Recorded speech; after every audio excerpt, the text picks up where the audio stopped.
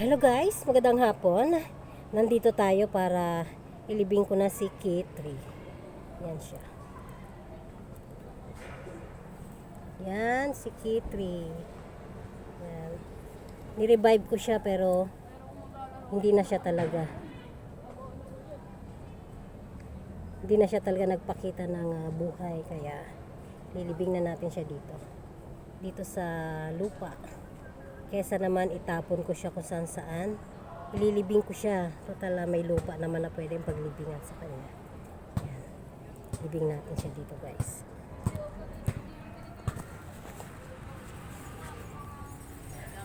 Ilibing natin siya dyan. Yan. Yan si K3. Libing natin siya dyan. Yan.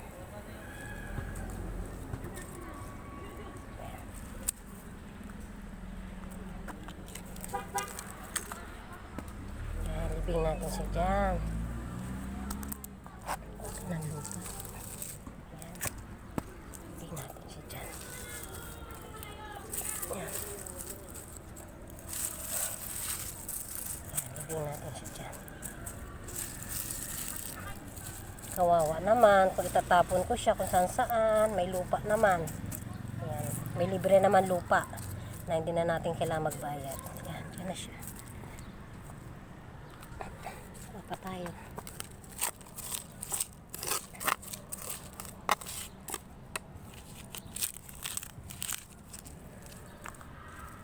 Yan.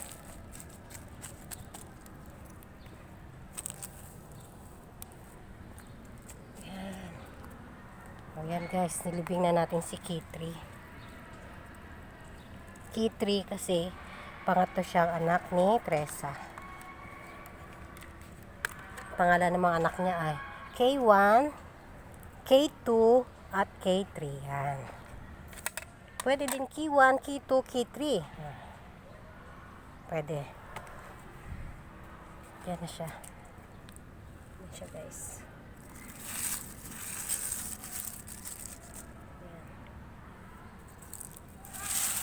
Yan. Yan ako magmahal ng hayop. Kung merong bakanteng lupa, ililibing ko sila kaysa naman na itapon lang kung saan saan. Yan.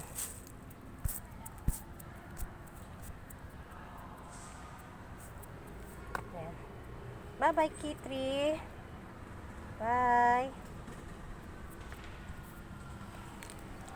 Yan, nalibing na natin siya guys. At least lupa. Kakainin na siya ng lupa. Diyan na siya kakainin ng langgam at saka uod, bulate. Lahat naman tayo sa ganyan din tayo mangyayari, di ba? Pag namatay ang tao, inuud din. Katagalan, magiging lupa na tayo. At balang araw, pag tumagal-tagal pa tayo, magiging alikabok na rin tayo. Hahalo na tayo kung saan-saan. Yung ating alikabok ay mapupunta na kung saan-saan. Pag hinangin. O siya guys, uwi na ako kasi magugas pa ako ng kamay. See you later. See you. Bye-bye. Ingat lahat.